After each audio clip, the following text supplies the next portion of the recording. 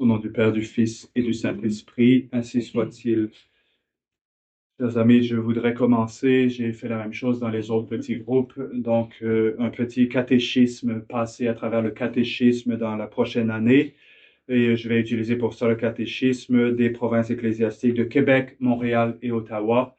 Ils sont disponibles à la sortie de la chapelle. Bon, il en reste plus beaucoup. J'essaierai d'en ramener quelques-uns en plus la prochaine fois. Et on cherche aussi à les chercher, à les avoir en anglais pour ceux qui parlent l'anglais.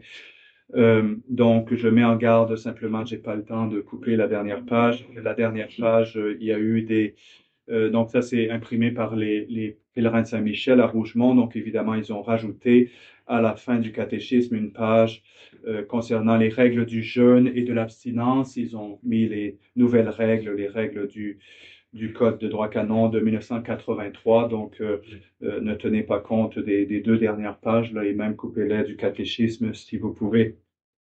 Mais voilà, le reste du catéchisme, c'est le catéchisme traditionnel des provinces ecclésiastiques de Québec, Montréal et Ottawa, approuvé le 20 avril 1888 par les archevêques et évêques de ces provinces et publié par leur ordre. Donc, le catéchisme, c'est plutôt les provinces ecclésiastiques. Qu'est-ce que c'est une province ecclésiastique? Une province ecclésiastique, c'est un rassemblement de diocèses qui sont sous la direction d'un archevêque, donc un archidiocèse. L'histoire un petit peu de l'endroit ici, c'est que en 1674 a été créé le diocèse de Québec, dont le premier évêque était Monseigneur de François de Montmorency-Laval. Il avait un diocèse immense, comme je disais, je pense la dernière fois, qui s'étendait jusqu'en Louisiane. Et donc, la plus grande partie de l'Amérique du Nord, ça comprenait les Maritimes, ça comprenait Terre-Neuve, et il envoyait ses prêtres, des missionnaires, voyez, jusque dans le Mississippi, jusqu'en Louisiane, jusqu'à Terre-Neuve, dans les Maritimes, etc. Ensuite, évidemment, ce diocèse géant, qui était probablement l'un des plus grands de l'histoire de l'Église, eh bien, a été coupé systématiquement en d'autres diocèses. La plupart des gens ignorent que, ben oui, tout le territoire était sous la direction du diocèse de Québec, à l'exception d'une petite partie de la Floride, une petite partie de la Californie, qui étaient les colonies espagnoles, et puis le Maryland, c'est-à-dire une petite partie de la Nouvelle-Angleterre, le diocèse de Baltimore, qui, eux, n'ont jamais été donc sous le diocèse de Québec, mais tout le reste de l'Amérique du Nord était le diocèse de Québec. Donc, ensuite, ça a été coupé de plus en plus.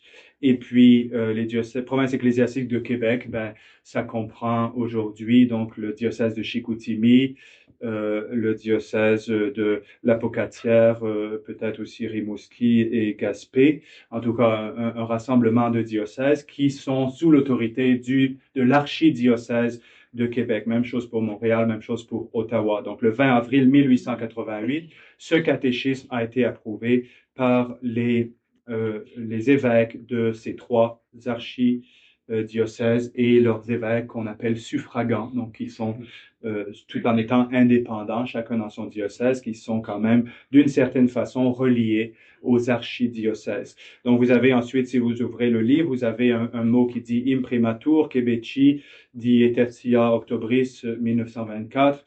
Donc que ce livre soit imprimé, demandait le cardinal Bégin, qui était à l'époque archevêque de Québec. Donc d'habitude, dans tous les livres, vous trouvez ces mots, d'abord nihil obstat et ensuite imprimatur, dans tous les livres qui traitent de la foi, imprimés avant Vatican II. Donc, nihil obstat, qu'est-ce que c'est? Ça veut dire je n'ai pas d'objection, il n'y a pas d'objection. Ça, c'est que l'évêque prenait le livre que tel ou tel prêtre ou telle personne avait écrit et le donnait à une équipe de prêtres pour qu'ils le lisent et qu'ils s'assurent qu'il n'y avait rien de contraire à la foi ou aux bonnes mœurs dans ce livre. Et ensuite, l'évêque allait donner son imprimatur, ben, que ce livre soit imprimé ou non. Très bien, vous avez écrit un bon livre, mais ce n'est pas nécessaire de l'imprimer pour mon diocèse, ou alors au contraire, je pense que ce livre fera du bien. Alors, c'est un rappel à chacun d'entre vous. Vous voyez que l'Église enseignante, eh bien, c'est le corps épiscopal. C'est le corps épiscopal qui enseigne l'Église et le prêtre, normalement, enseigne sous la direction de l'évêque, en dépendance de l'évêque. Alors, on vit dans des situations extraordinaires, c'est vrai, mais faites quand même attention, voyez, à tous ces gens qui publient toutes sortes de vidéos sur Internet, qui écrivent toutes sortes de livres. Alors, je ne dis pas qu'il n'y a pas du bien qui est fait, des fois, puisqu'il y a pratiquement plus d'évêques, enfin, ils se comptent presque sur les doigts d'une main, ceux qui enseignent encore la foi catholique. Eh bien, oui, il y a des choses de bien qui sont publiées, mais il peut y avoir aussi des erreurs. Il y a des gens vraiment qui s'égarent en écoutant la prédication de laïcs qui, quelquefois, n'ont pas, toujours, jamais n'ont reçu la mission d'enseigner, mais qui, quelquefois, la prennent sans discernement et vont ensuite conduire des âmes dans l'erreur. Donc, imprimatur, voilà, les livres avant Vatican II. Faites attention à l'imprimatur des évêques novus ordo. On ne doit pas suivre l'imprimatur des nouveaux évêques. Ils vont vous mettre un imprimatur sur les paroles de Gandhi, les paroles de Martin Luther King et je ne sais qui d'autre. Voilà, ils n'ont plus du tout la foi catholique, donc ça n'a aucune valeur. L'imprimatur de l'évêque moderniste de Québec aujourd'hui n'a évidemment aucune valeur. Ensuite, le catéchisme continue, donc il y a 41 leçons qui qu'on va essayer de voir rapidement ensemble à chaque fois que j'ai l'occasion de donner des petits sermons, que ce soit le dimanche, que ce soit la semaine aussi. Et donc, on aura fait le tour très rapidement du catéchisme. Donc, c'est le but de ces leçons, c'est de s'assurer que tout le monde a une connaissance minimale de la foi catholique. Il y a des catéchismes qui sont bien plus développés. Je vous conseille de les lire, de les étudier, etc. Mais quand vous voulez réviser rapidement le catéchisme, eh bien, ça, c'est le petit livre à prendre. Surtout que nous, on habite dans un diocèse ici, dans un archidiocèse, l'archidiocèse de Québec, pour lequel ce petit catéchisme a été approuvé, donc, par l'évêque du lieu dans le passé. En fait, nos ancêtres, c'était le catéchisme qu'ils utilisaient. Et c'est très étonnant, très beau de voir, on voit des personnes âgées, des fois, qui connaissent vraiment encore aujourd'hui ce catéchisme par cœur.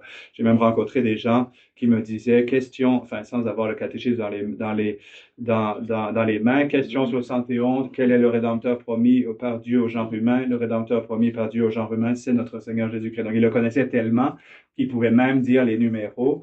Et j'ai même eu des personnes âgées, des fois, qui m'ont demandé de prendre le catéchisme et de leur poser des questions au hasard. Et ils le connaissaient. Alors, c'est extraordinaire.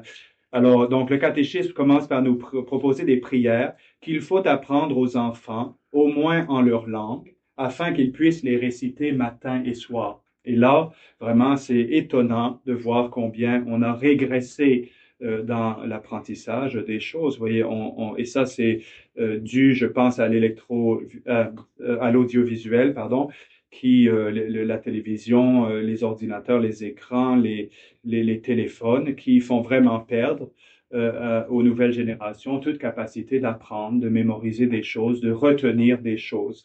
Alors évidemment, tenez vos enfants aussi loin que vous pouvez de ces choses.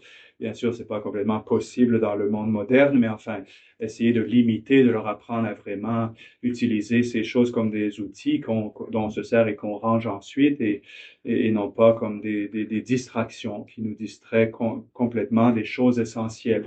Donc, prière qu'il faut apprendre aux enfants, au moins leur langue, afin qu'ils puissent les réciter matin et soir. J'ai vu des parents, quelquefois, qui insistaient énormément pour que leurs enfants connaissent les prières en latin, puis en réalité, les enfants ne les connaissaient pas en français. Donc, commencez par leur apprendre les prières en français, puisque c'est ça qui va les suivre toute leur vie, et c'est ça qui va leur parler, qui vont pouvoir au moins comprendre ce qu'ils disent. Et ensuite, bien sûr, évidemment, il n'y a rien de mieux que de leur apprendre aussi les prières en latin.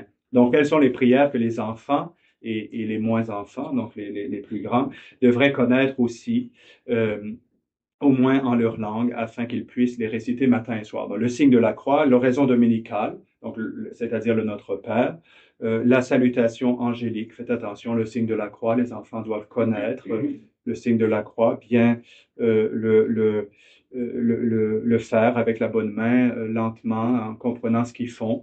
Et puis, voilà, faire les choses bien. On voit toutes sortes de choses dans les églises. On voit des fois des enfants qui sortent du banc pour sortir de la messe, qui font la génuflexion vers l'arrière de l'église, etc. Donc, faites attention de bien apprendre à vos enfants à faire ces gestes avec respect, avec la dévotion et la foi qui est nécessaire. La salutation angélique, évidemment, les enfants doivent connaître le Je vous salue Marie, le symbole des apôtres. Un enfant devrait pouvoir être capable de réciter le symbole des apôtres, nous dit le catéchisme. Et pour ça, il n'y a rien de mieux que le rosaire quotidien. Et vous pouvez peut-être quelquefois, pas toujours, mais de temps en temps, vous assurer que vos enfants connaissent les prières en disant, tiens, un jour, aujourd'hui, c'est toi, un tel, qui va dire le je crois en Dieu. Et puis demain, ce sera une telle, etc. Donc, juste pour s'assurer que les enfants connaissent le symbole des apôtres, sont capables de le réciter par cœur. La confession des péchés, le je confesse à Dieu Tout-Puissant, la Bienheureuse Marie toujours Vierge, Saint Michel Archange, etc. Donc ça, c'est une prière que les enfants devraient connaître par cœur. Je rappelle la racine du mot enfant, donc ça vient de infant, celui qui ne peut pas parler. Donc on ne parle pas des gens de 17-18 ans, on parle d'un enfant, de quelqu'un qui est très jeune. Il devrait déjà connaître la confession des péchés. Ensuite, le catéchisme nous parle de l'acte de foi, d'espérance, de charité, l'acte de contrition, l'acte de remerciement, l'acte d'offrande, l'acte d'humilité et l'acte de demande. De très belles prières qu'on peut connaître et donc avec malheureusement la perte de mémoire de notre génération, je dirais au minimum l'acte de foi, d'espérance, de charité et de contrition. Une fois que les enfants les connaissent bien, ben vous pouvez peut-être passer à l'acte de remerciement qui est magnifique. Mon Dieu, je vous remercie de tous les biens que j'ai reçus de vous, principalement de m'avoir créé, racheté par votre Fils et fait enfant de votre Église. Quelle belle petite prière. Acte d'offrande, mon Dieu, j'ai tout reçu de vous. Je vous offre mes pensées, mes paroles, mes actions, ma vie et tout ce que je possède et je ne veux l'employer qu'à votre service. Acte d'humilité, mon Dieu, je ne suis que cendre et poussière, réprimez les mouvements d'orgueil qui s'élèvent dans mon âme, et apprenez-moi à me mépriser moi-même, vous qui résistez aux superbes et qui donnez votre grâce aux humbles. Acte de demande, mon Dieu, source infinie de tous les biens, donnez-moi tout ce qui m'est nécessaire pour la vie et la santé de mon corps, mais surtout la grâce de faire en toutes choses votre sainte volonté par Jésus-Christ, notre Seigneur. Voyez donc des petites prières qu'on devrait connaître par cœur et dans différentes circonstances de notre vie, eh bien, les réciter. J'ai des problèmes, j'ai des pensées d'orgueil, ben, qu'est-ce que je fais? Je récite l'acte d'humilité. Mon Dieu, je ne suis que cendre et poussière. Et voilà, je retombe sur terre. Voyez donc, simplement avec un petit acte d'humilité. Alors, les actes de foi, d'espérance, de charité, de contrition, de remerciement, d'offrande, d'humilité et de demande. Ensuite, les enfants devraient connaître les commandements de Dieu par cœur, devraient être capables de dire les 10 commandements de Dieu. Comment vont-ils les garder pendant leur vie s'ils ne les connaissent pas? Les 7 commandements de l'Église aussi, qui sont moins connus, mais voilà, les fêtes tu sanctifieras, qui te sont de commandements. Ces commandements ont été mis sous la forme de petits vers pour nous aider à les retenir. Et c'est aussi l'essentiel que l'Église veut qu'on retienne. Des fois, il y a des gens qui vont prendre la Bible et qui vont dire, ah, ben l'Église a changé le commandement de Dieu. Non, l'Église, en réalité, est l'interprète officiel de la Sainte Écriture. Et voilà ce qu'elle veut qu'on retienne de ces commandements de Dieu, qui quelquefois sont plus élaborés dans la Bible, mais pour qu'on puisse les retenir l'essentiel de ces commandements, ben, elle les a mis sous forme de petits vers. Et elle nous a donné elle-même ces commandements pour nous aider à bien garder les commandements de Dieu. Les fêtes, tu sanctifieras, qui te sont de commandements. Les dimanches, messe entendra, et les fêtes pareillement. Tous tes péchés confessera à tout le moins une fois l'an. Ton Créateur, tu recevras au moins à Pâques humblement. 4 temps vigile jeûnera, et le carême entièrement. Vendredi, chair ne mangera, ni jour défendu mêmement. Droit et dîme, tu paieras à l'Église fidèlement.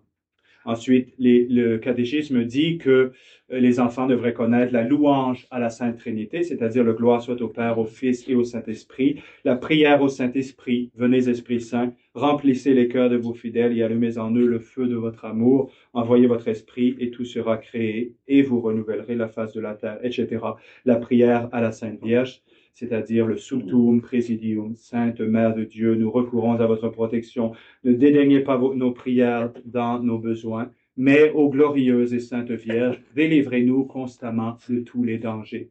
La prière au Saint-Ange gardien, le Bénédicité ou prière avant le repas, les grâces ou les prières après le repas, après les prières pour les hommes d'œuvre, prières pour les défunts. Très beau, ça, c'est la prière qu'on récitait en allant dans les cimetières. C'est le psaume 129, en réalité. Du fond de l'abîme, j'ai crié vers vous, Seigneur. Seigneur, écoutez ma voix. Que vos oreilles soient attentives aux accents de ma supplication. Si vous scrutez les iniquités, Seigneur, Seigneur, qui pourra subsister devant vous?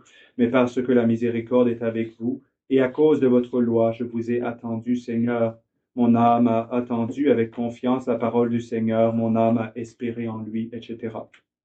Prière appelée l'Angélus, prière appelée le Regina Coeli. Et voilà pour les prières quotidiennes. Donc, appliquez ça avec intelligence. Si vous avez déjà des prières familiales qui sont pas exactement les mêmes, mais à peu près les mêmes, ben, évidemment, continuez avec les prières dont vous avez l'habitude, mais peut-être c'est une bonne façon pour les parents de regarder et dire, tiens, est-ce que ma prière du soir, notre prière du soir est complète? Est-ce qu'il ne manque pas quelque chose, vous voyez, pour que ce soit plus complet? Après ces prières que les enfants devraient connaître par cœur pour les réciter matin et soir, c'est-à-dire pour s'en servir, eh bien, le catéchisme nous donne quelques prières en plus. Prière pour la réception des sacrements de pénitence et d'Eucharistie. Donc, prière avant l'examen de conscience. Rappelle que la confession n'est pas l'examen de conscience. On ne peut pas faire une bonne confession si on n'a pas fait un examen de conscience avant de se confesser. Comment est-ce qu'on peut regretter nos péchés quand on n'a pas pris le temps de se demander quels sont mes péchés et ensuite de les regretter avant de se confesser. Faites attention, en particulier pour nos groupes où évidemment on n'a pas la possibilité d'avoir la messe tous les dimanches. Souvent, il y a énormément de gens qui veulent se confesser. Il ne faut pas prendre de temps. Il faut que ce soit rapide.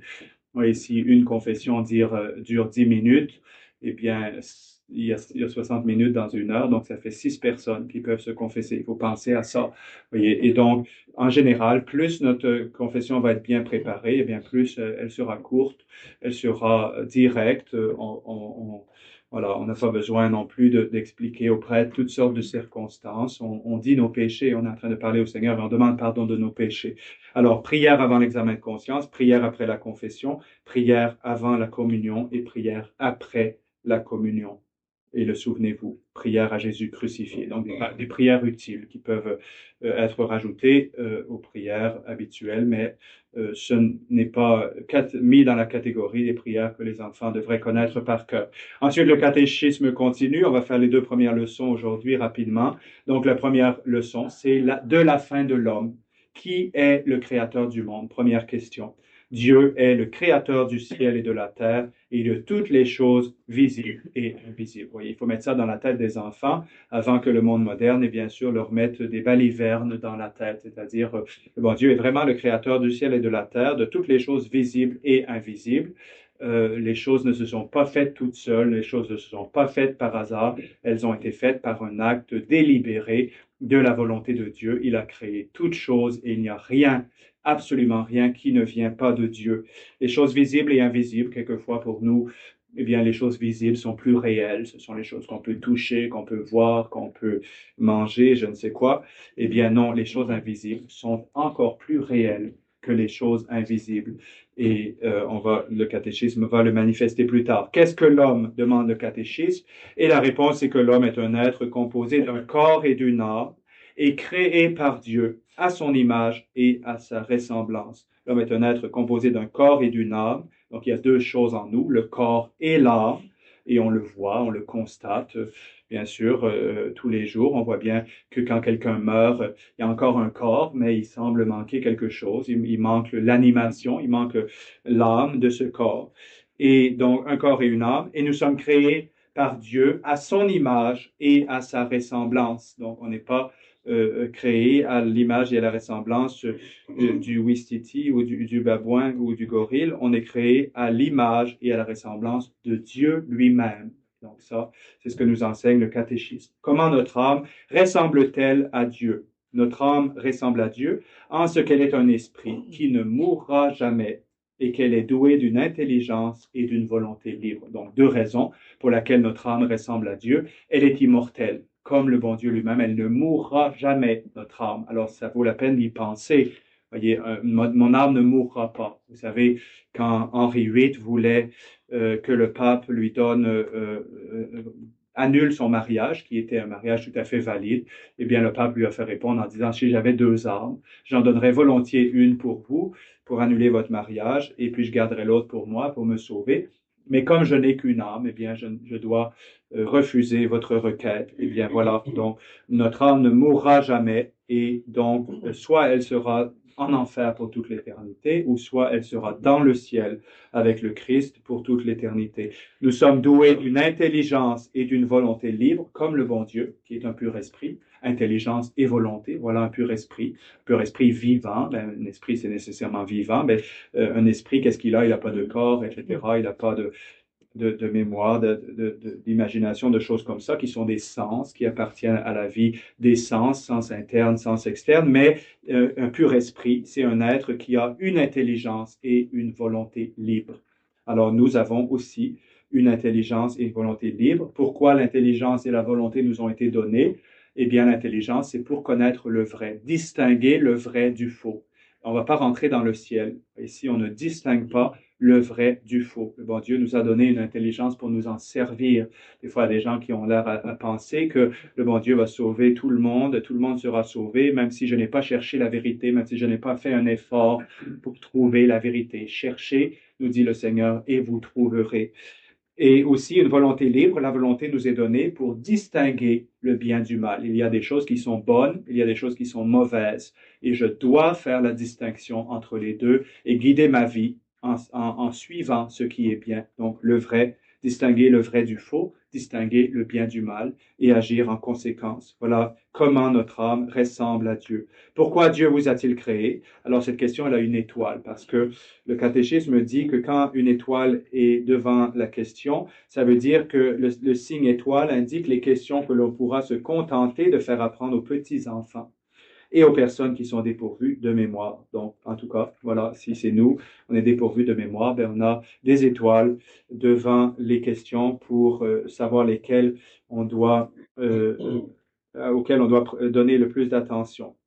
Donc, pourquoi Dieu vous a-t-il créé? Alors, Dieu m'a créé pour le connaître, pour l'aimer et pour le servir en ce monde et pour être heureux avec lui dans le ciel pendant l'éternité. Voilà le résumé, le programme de notre vie. Vous voyez, en quelques mots, le catéchisme est vraiment direct et ça, c'est la beauté du catéchisme traditionnel. Aujourd'hui, depuis Vatican II, ils font ce qu'on appelle la catéchèse et la catéchèse, c'est une catastrophe. J'ai rencontré beaucoup de gens qui sont passés à travers tout le cours de catéchèse et en général, je ne sais pas pourquoi, ils ont tous retenu la même chose. C'est Jonas dans le ventre de la baleine et Zachée dans son arbre. Oui, j'ai fait la catéchèse, Jonas dans le ventre de la baleine. Alors voilà, c'est ce qu'ils ont retenu. On voit bien que la catéchèse moderne, eh bien, c'est creux, c'est vide, alors que le catéchisme traditionnel, c'est direct, plein d'enseignements en quelques mots. Dieu m'a créé pour le connaître, l'aimer, le servir en ce monde, pour être heureux avec lui dans le ciel pendant l'éternité. Alors on se pose la question, est-ce que je cherche à connaître Dieu pendant ma vie? Est-ce que je cherche à l'aimer? Est-ce que je cherche à le servir? Ou est-ce que ma vie, au contraire, c'est les plaisirs, les honneurs, les richesses, les biens de la terre, et j'oublie les choses? Eh bien, dans ce cas, si c'est ce que je fais, je ne serai pas heureux avec lui dans le ciel pendant l'éternité, c'est impossible. Au contraire, si je cherche à le connaître de tout mon cœur, à l'aimer, à le connaître de tout mon esprit, plutôt à l'aimer de tout mon cœur et à le servir en ce monde avec toutes mes facultés, eh bien oui, je serai heureux avec lui dans le ciel pendant l'éternité. Question 5. Devons-nous prendre plus de soin de notre âme que de notre corps? Parce que aujourd'hui, on doit bien le reconnaître, la majorité des hommes, et nous aussi quelquefois, eh bien la majorité des hommes ne prennent aucun soin de leur âme. C'est pas qu'ils prennent moins de soin de leur âme, ils ne prennent aucun soin de leur âme. Ils vivent comme si leur âme n'existe pas, ils ne prennent soin que de leur corps. Et par contre, le corps, là, on fait toutes sortes de choses. Vous voyez, on a des chirurgies esthétiques parce qu'on se trouve pas assez joli, on se farde de toutes sortes de manières, toutes sortes de parfums, etc. On prend énormément de soin de notre corps pour bien paraître. Par contre, l'âme, eh bien, c'est un taudis, c'est vraiment une poubelle, vous voyez, un endroit qui n'est pas du tout beau et dont on ne prend aucun soin. Alors, le catéchisme dit, oui, nous devons prendre plus de soin de notre âme que de notre corps, parce qu'elle est d'une nature bien supérieure à notre corps, et qu'en la perdant, nous perdons Dieu et le bonheur éternel. Et donc, elle est d'une nature bien supérieure. Donc, même s'il n'y avait pas le ciel, même si on ne pensait pas, mettons que les hommes, vous voyez, on n'était pas appelés au bonheur du ciel, et ce serait tout à fait possible parce que le bonheur du ciel, c'est quelque chose que le bon Dieu nous donne. C'est un don qui est totalement gratuit, qui n'est pas dû à notre nature. Est-ce que c'est dû à notre nature de voir Dieu? Ben non, nous sommes des humains. Donc, notre nature, il est dû, entre guillemets, à notre nature de se réjouir d'un bonheur humain. Un bonheur divin, c'est un cadeau gratuit que le bon Dieu nous fait à ceux qui l'aiment. Alors, même si on ne parlait pas du ciel, on devrait encore prendre plus de soin de notre âme que de notre corps parce qu'elle est d'une nature bien supérieure à notre corps. Donc, il est dû à notre âme. Nous devons prendre plus de soin de notre âme que de notre corps parce qu'elle est d'une nature bien supérieure à notre corps. Et qu'en la perdant, nous perdons Dieu et le bonheur éternel. Donc, ça veut dire que notre âme, elle peut amener notre corps dans l'enfer. Notre âme, elle peut amener notre corps dans le ciel, mais notre corps ne peut pas, par ses propres forces, emmener l'âme en enfer ou amener l'âme dans le ciel. C'est vraiment l'âme. Vous voyez, et le péché, c'est pour ça le péché, c'est dans l'âme. La vertu, c'est dans l'âme. On va utiliser notre corps pour faire le péché. On va utiliser notre corps pour faire des actes de vertu, mais c'est vraiment l'âme qui dirige, on le voit. Alors, si on perd notre âme, nous dit le catéchisme, on perd tout. On perd Dieu et le bonheur éternel. Alors, pensons-y. Que devons-nous faire pour nous sauver? Donc, nous demande le catéchisme. Pour nous sauver, nous devons adorer Dieu par la foi, l'espérance et la charité, c'est-à-dire nous devons croire en lui, espérer en lui et l'aimer de tout notre cœur. Les vertus théologales, la foi, l'espérance, la charité, toutes les trois sont absolument nécessaires pour nous sauver. On ne peut pas rentrer dans le ciel sans la foi catholique. On ne peut pas rentrer dans le ciel si on n'espère pas le salut de Dieu. On n'attend pas le secours du bon Dieu. On ne peut pas rentrer dans le ciel si on n'a pas la charité, c'est-à-dire l'amour de Dieu par-dessus toute chose et l'amour du prochain comme nous-mêmes. Donc, nous devons croire en lui, espérer en lui et l'aimer de tout notre cœur. Donc, la question 7, comment connaîtrons-nous les choses que nous devons croire et pratiquer? Puisqu'il est nécessaire de croire en Dieu, où trouverons-nous ce que nous devons croire? Nous connaîtrons les choses que nous devons croire et pratiquer en recevant les enseignements de l'Église catholique par laquelle Dieu nous parle. Très important. Il y a des gens qui ne croient plus à l'Église catholique aujourd'hui à cause de ce qui se passe dans le monde aujourd'hui. Et pourtant, le « Je crois en Dieu » nous fait dire « Je crois en l'Église catholique ». Je crois en l'Église catholique. Donc, ça veut dire si je ne crois pas dans l'Église catholique, je ne peux pas être sauvé. C'est le résumé de ma foi. Alors, ce qui se passe en réalité, c'est que nous avons aujourd'hui affaire à une fausse Église. Il faut en être absolument conscient et ne pas avoir les idées vraiment claires sur ce sujet. Si l'Église de Vatican II est l'Église catholique, eh bien, nous devons aller à l'Église de Vatican II pour connaître ce que nous devons croire et pratiquer pour nous sauver.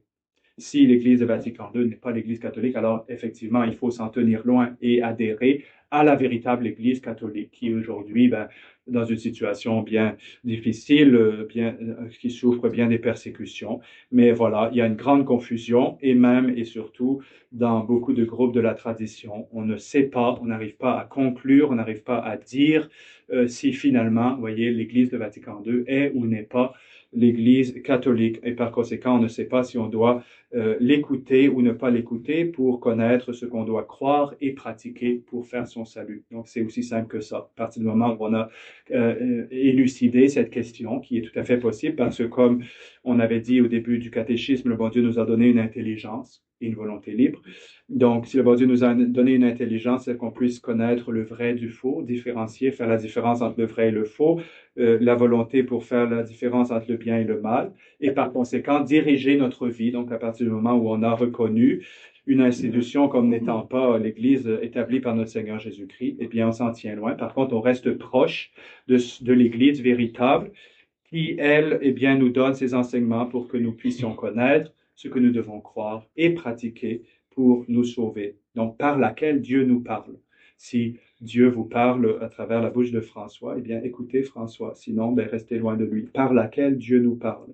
Où trouverons-nous les principales vérités que l'Église nous enseigne? C'est dans le symbole des apôtres que nous trouverons les principales vérités que l'Église nous enseigne.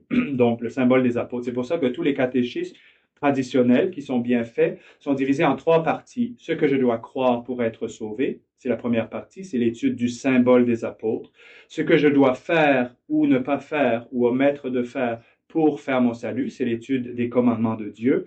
et les moyens qui me sont donnés par Dieu pour obtenir sa grâce, c'est-à-dire les sacrements et la prière. C'est la troisième partie du catéchisme. Les trois parties du catéchisme, il n'y a pas besoin, vous voyez, de toutes sortes de développement sur Jonas ou sur Zachée dans son arbre. Donc, tout simplement, ce que je dois croire, ce que je dois faire et les moyens que le bon Dieu nous a donnés pour faire notre salut. Alors, chapitre 2, qui est plus court et par lequel on va terminer aujourd'hui, de Dieu et de ses perfections. Alors, le catéchisme pose la question, qu'est-ce que Dieu? Et la réponse est que Dieu est un esprit infiniment parfait. Donc, Dieu est un esprit. Il ne faut pas chercher Dieu dans le soleil, dans la lune, dans les étoiles, dans les statues, dans quoi que ce soit de visible, mais il faut le chercher dans son cœur, c'est-à-dire avec son cœur, avec son âme, et s'adresser à lui comme on s'adresse à un esprit infiniment parfait, donc qui a en lui la plénitude de toutes les perfections.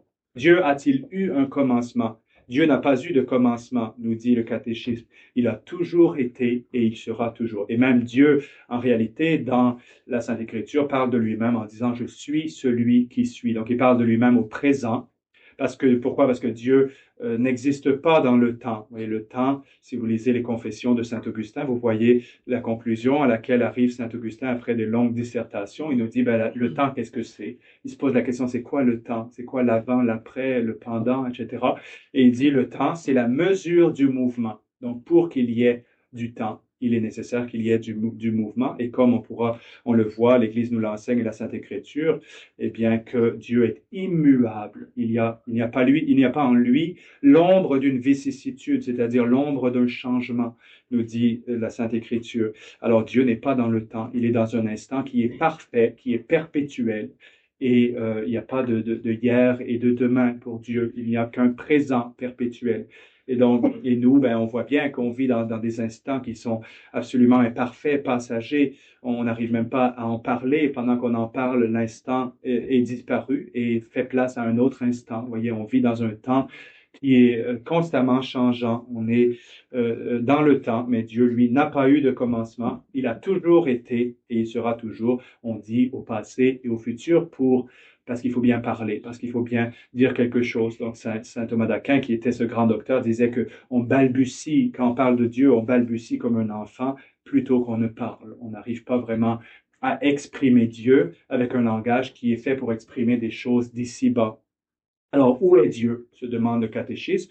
Et la réponse du catéchisme, c'est que Dieu est partout. Alors, il faut bien comprendre que Dieu n'est pas comme un contenu. Vous voyez, dans les choses de la terre, il y a toujours un contenant et un contenu. Par exemple, ici, eh bien, cette salle est un contenant qui contient, eh bien, chacun d'entre nous. On est dans cette salle comme on est dans un contenant qui nous contient. Et on sait que en réalité, selon les lois de la physique, il faut toujours que le contenant soit plus grand que le contenu. Si vous versez 2 litres de lait dans un verre, vous allez voir qu'est-ce qui va se passer. Alors le bon Dieu, il est plus grand que tout, donc il ne peut pas être contenu par quoi que ce soit, pas même l'univers.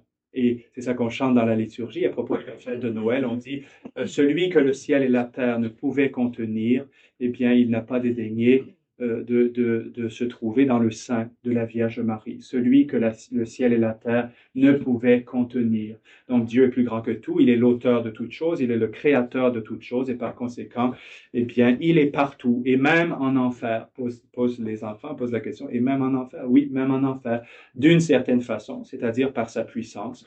L'enfer ne pourrait pas exister sans que Dieu lui donne l'existence, sans qu'il y ait une certaine présence divine, voyez, dans l'enfer. Et bien oui, Dieu est partout, mais pas de la même manière, comme on pourra l'expliquer plus tard. Donc si Dieu est partout, pourquoi ne le voyons-nous pas? Nous ne voyons pas Dieu parce que c'est un pur esprit qui ne peut être vu avec les yeux du corps.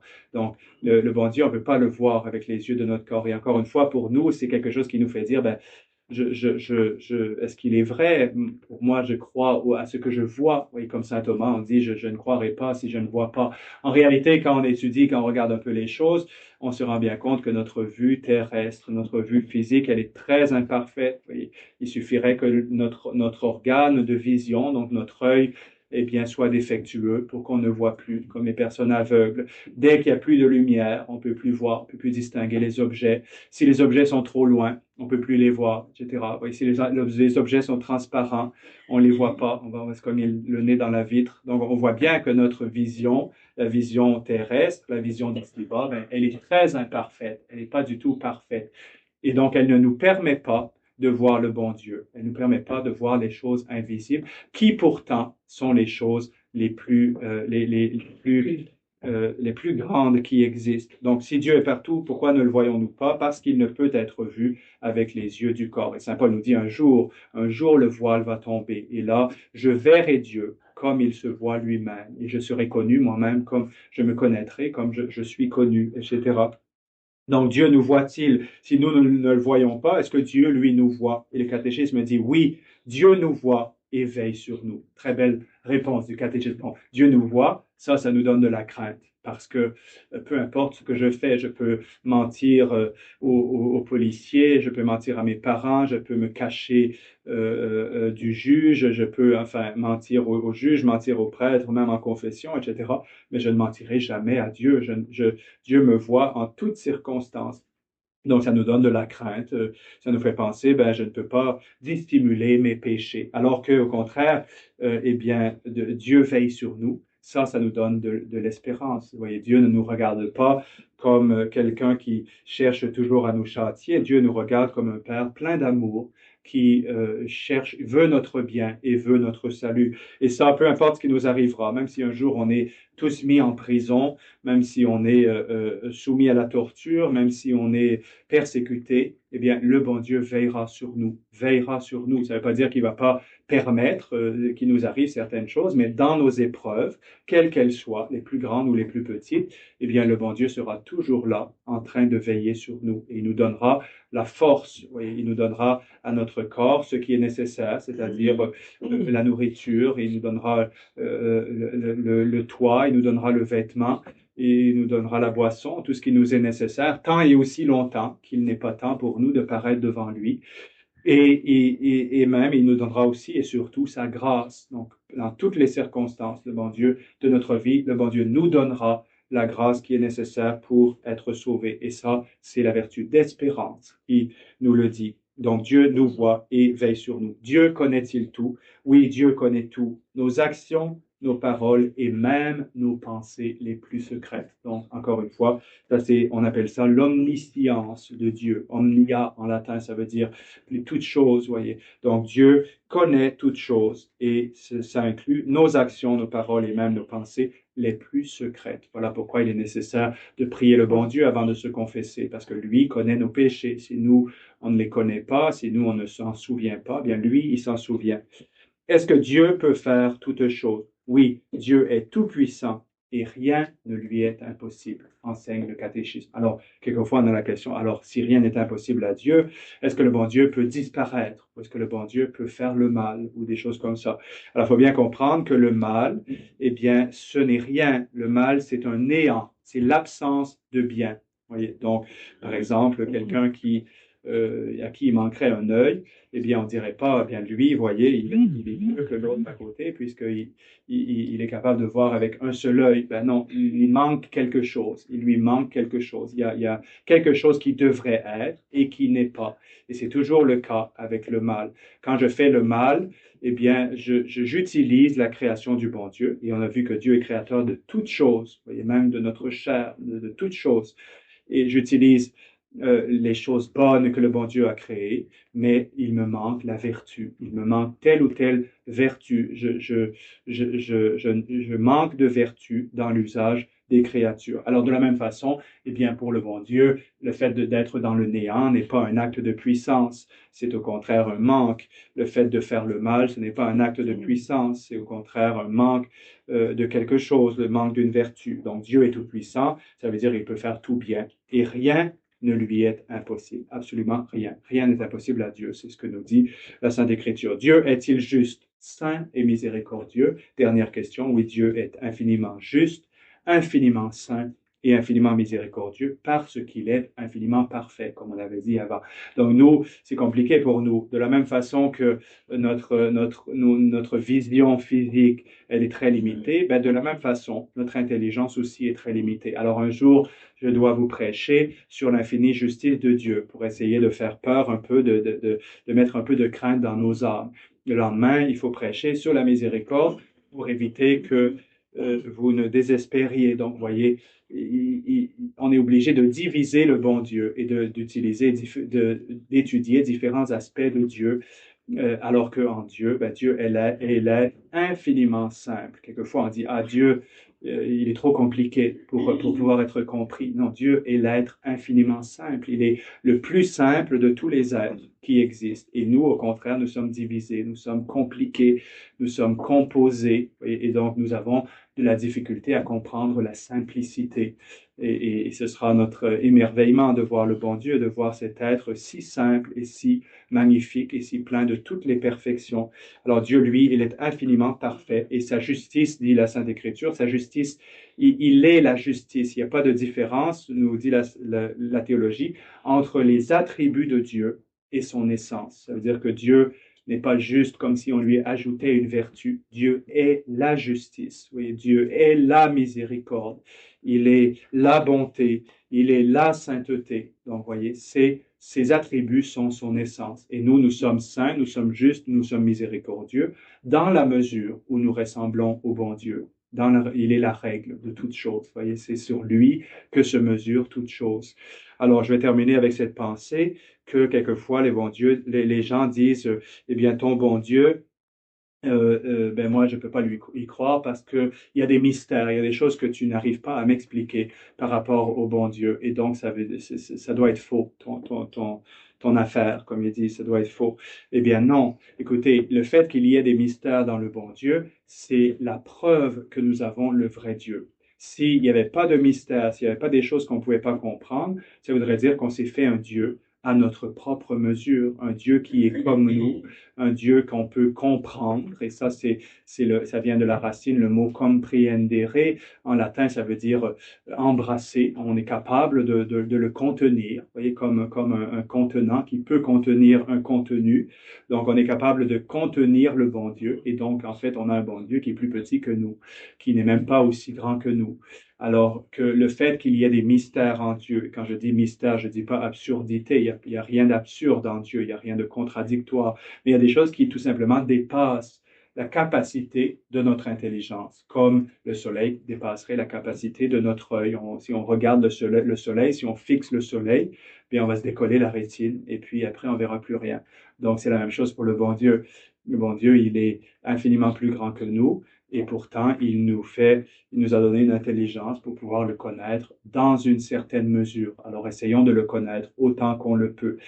Prenons garde aussi, comme dit Saint Paul, de ne pas tomber dans l'ivresse en cherchant. Vous voyez, la vérité, Saint Paul dit, nolite sapere ad ebrietatem. N'essayez pas de savoir au-delà de ce que vous pouvez connaître. Connaissez avec modération.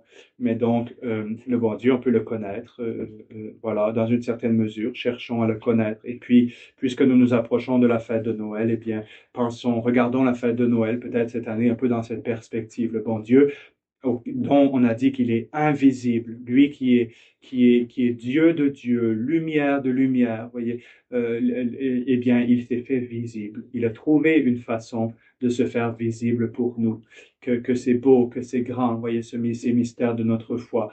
Et il n'y a aucune religion qui aurait pu inventer une chose pareille, une chose si belle que le bon Dieu devienne l'un d'entre nous, prenne notre nature, et devienne si proche de nous qu'il est l'un de nous. Lui qui, on dit, non oruisti virginis uterum, on chante ça souvent, de tous les jours en fait, dans le Te Deum, pendant les matines, à la fin des matines, vous n'avez pas eu en horreur le sein de la Vierge. Vous n'avez pas eu en horreur le sein de la Vierge. Vous qui êtes si grand, qui êtes si saint, qui êtes l'image du Dieu invisible, eh bien, vous n'avez pas eu en horreur le sein d'une Vierge qui est fait de chair, voyez, qui est fait de notre nature. Et encore plus beau, dans un sens, le bon Dieu aurait pu être l'un de nous, mais être plein de gloire et de majesté, puisqu'il est aussi il est aussi Dieu, il a aussi la nature divine, mais il a choisi de se cacher de telle sorte qu'il apparaissait vraiment aux yeux des hommes comme l'un d'entre eux.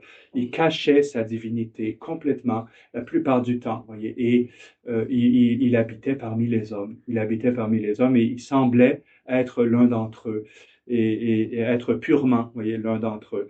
Alors, eh bien, pourquoi il a fait ça? Il a fait ça pour que les hommes puissent choisir librement de le suivre ou de ne pas le suivre, de l'aimer ou de ne pas l'aimer, d'entendre la vérité ou de ne pas l'entendre. Et à chacun des hommes, jusqu'à son retour, jusqu'à la parousie du Seigneur, jusqu'à son retour glorieux, à chacun des hommes, le bon Dieu demande justement la même chose. Il se cache encore aujourd'hui, vous voyez, dans une certaine mesure, il se cache aujourd'hui dans le mystère de l'Église. Il est caché dans le mystère de ces hommes qu'il a mis à la tête de l'Église et qui sont souvent si imparfaits, si infidèles, et à travers desquels, eh bien, pourtant, le bon Dieu, à travers les siècles, continue de nous donner la foi, l'espérance et la charité. Alors, prenons vraiment la résolution pendant ce temps de Noël qui s'approche, eh bien, de reconnaître le Sauveur pour ce qu'il est, d'entendre la vérité. Tous ceux qui sont de la vérité entendent ma voix et de suivre Jésus de tout notre cœur, de le connaître, de l'aimer, de le servir de tout notre cœur. C'est ce qu'on demande par l'intercession de la bienheureuse Vierge Marie, Mère de Dieu. Au nom du Père, du Fils et du Saint-Esprit, ainsi soit-il.